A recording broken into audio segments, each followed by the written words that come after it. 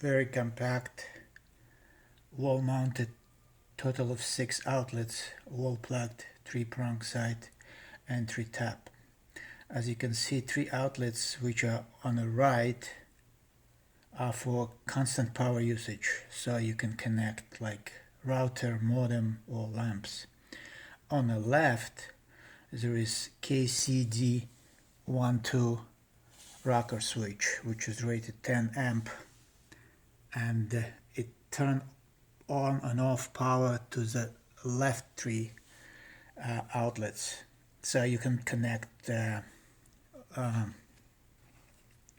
computer, printer, monitor, those silent suckers, vampires, which you supposedly they off and they still suck energy.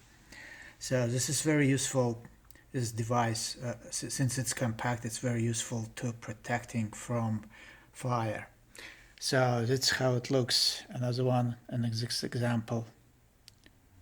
That's another one.